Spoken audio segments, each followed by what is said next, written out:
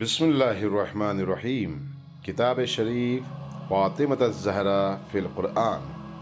मर्ज आला जहान तशय्यो हज़रत आयतुल्लाह अल उज़मा सैयद सादिक़ हुसैनी शिराज़ी दामदिल्लहु की तालीफ़ शुदा किताब है। ये किताब दर हकीकत उन क़ुरआनी आयात का मजमुआ है जो हज़रत सिद्दीक़ा कुबरा फ़ातिमत ज़हरा सलामुल्लाहि अलैहा की शान में नाजिल हुई हैं। मर्ज आली क़द्र ने इन आयात को कुतुब आम्मा की रिवायात से साबित किया कि ये तमाम आयात अहले बैत और खुसूसन हज़रत ज़हरा मर्ज़िया अलैहिस्सलाम की शान में नाजिल हुई हैं, जिसके नतीजे में लोगों पर हुज्जत तमाम हो जाती है।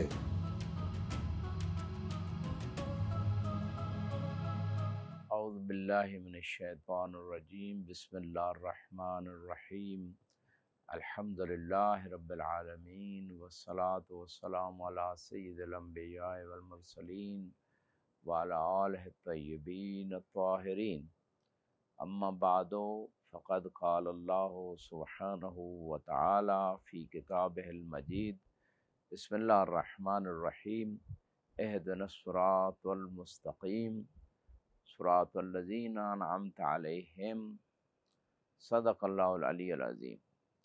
नाज़रीन मोहतरम, हमारी कोशिश है कि जनाब सैयदा सलामुल्लाह अलैहा के फ़ज़ाइल, मनाक़िब, शान जो कुरान में ज़िक्र हुई है, ख़ुसूसन अहले सुन्नत मुफ़स्सिरीन ने भी उसका तज़किरा किया हो, उन आयात को आपकी खिदमत में पेश कर दिया जाए हवालों के साथ। सबसे पहले सूरह फ़ातिहा इंशाअल्लाह तरतीब से कोशिश करेंगे। सूरह फ़ातिहा में अल्लाह ने ये जो फरमाया, इहदिनस सिरातल मुस्तक़ीम, ऐ परवरदिगार हमें सिरात मुस्तक़ीम सीधे रास्ते पर कायम रख, या बाज़ लोगों ने तर्जमा किया कि हमें सीधा रास्ता दिखा। तो इस आयत के ज़िम्न में जो अहले सुन्नत मुफ़स्सिरीन ने ज़िक्र किया कि सिरात मुस्तक़ीम कौन सा रास्ता है, किन का रास्ता है, तो उन्होंने भी ज़िक्र किया ये सिरात मोहम्मद व आले मोहम्मद है, ये मोहम्मद व आले मोहम्मद का रास्ता है। और यकीनन आले मोहम्मद में जनाब ज़हरा सलामुल्लाह अलैहा शामिल हैं। लिहाजा ये आयत भी जनाब सैयदा की शान में नाजिल हुई।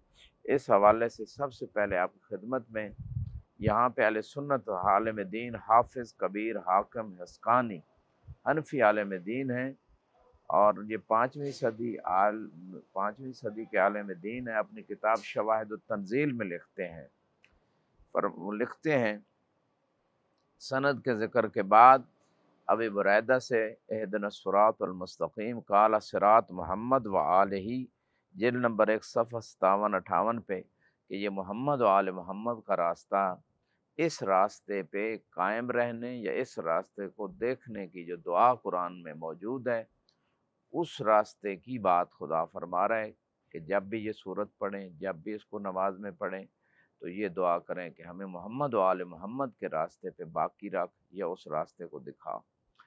अब ये कुरान की बिल्कुल वाज़ेह आयत है, और अहले सुन्नत उलमा भी इसको लिख रहे हैं।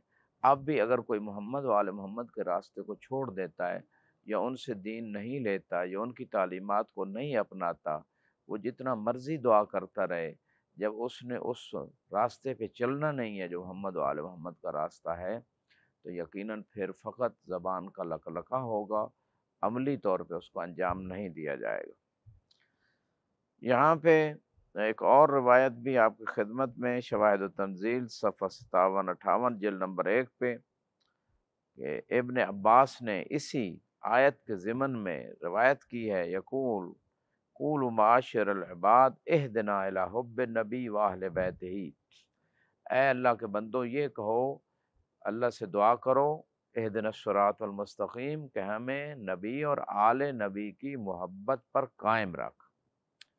ये भी बहुत खूबसूरत माना है कि जिसकी मोहब्बत होती है उसकी इताअत भी होती है। और मोहब्बत तो एक ऐसी चीज़ है कि कुरान में अजर रिसालत मुअद्दत अहले बैत को करार दिया गया। क़ुल ला अस्अलुकुम अलैहि अजरन इल्लल मवद्दत फ़िल क़ुरबा, کہ اے میرے حبیب ان سے فرما دیں کہ میں قریبیوں کی مودت کے علاوہ آپ سے کوئی اجر رسالت نہیں مانگتا۔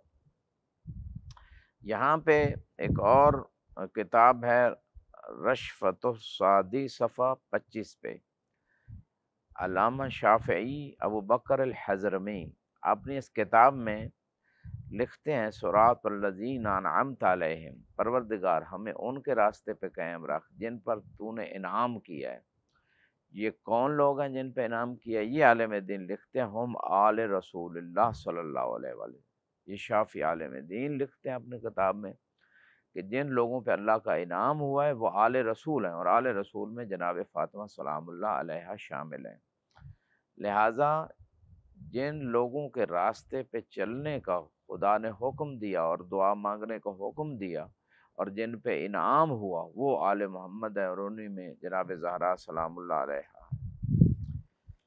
اسی طرح اگر ہم سورہ بقرہ میں آ جائیں تو سب سے پہلے وبشر الذین آمنوا وعملوا الصالحات، اے میرے حبیب آپ بشارت دے دیں ان لوگوں کو جو ایمان لے آئے اور نیک اعمال انجام دیتے رہے۔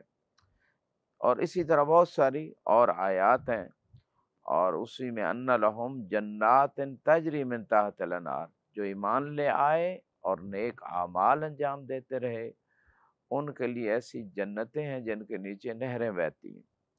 کلما رزقوا منہا من ثمرۃ رزقا قالوا ھذا الذی رزقنا من قبل، جب بھی انہیں کوئی رزق ملے گا جنت میں کوئی پھل، کہیں گے اس سے پہلے بھی ہمیں اسی طرح کا رزق ملا۔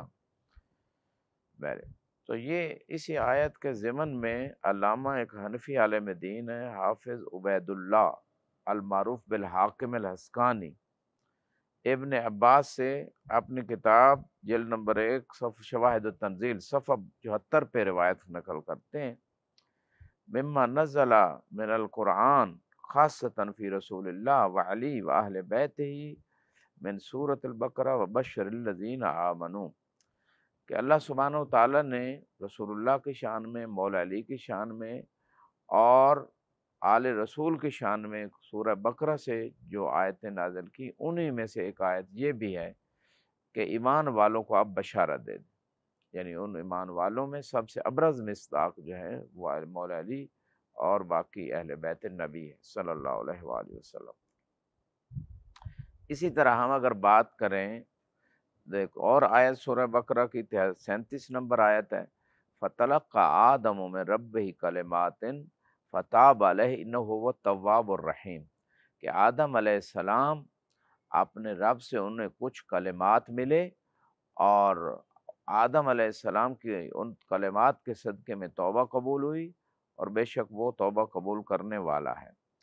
اسی حافظ ابن المغازلی شافعی اپنی کتاب مناقب میں ابن نبی ابن عباس سے یہ روایت کرتے ہیں، رسول خدا صلی اللہ علیہ وسلم سے سنا جب سوال ہوا وہ کون سے کلمات تھے جن کے صدقے میں آدم کی توبہ قبول ہوئی، فرمایا سألہ بحق محمد وعلی وفاطمہ والحسن والحسین الا ما تبت علیہ فتاب علیہ، کہ اللہ سبحانہ و تعالیٰ سے آدم علیہ السلام نے محمد و علی و فاطمہ و حسن و حسین کا واسطہ دیا کہ میری توبہ قبول کیجیے، تو اللہ نے انہی ناموں کے صدقے میں توبہ قبول کی، یہی وہ کلمات تھے۔ اور اس بات کو جو ہے نا شیخ سیوطی اپنی تفسیر سیوطی در منصور جلد نمبر 1 صفحہ 60 پہ بھی اسی بات کا تذکرہ کیا ہے، جن کے ناموں کے صدقے میں آدم علیہ السلام کی توبہ قبول ہوئی وہ قرآن میں بھی ذکر ہیں اور حدیث میں بھی۔ خدا ہم سب کو توفیق دے، وآخر دعوانا الحمدللہ رب العالمین۔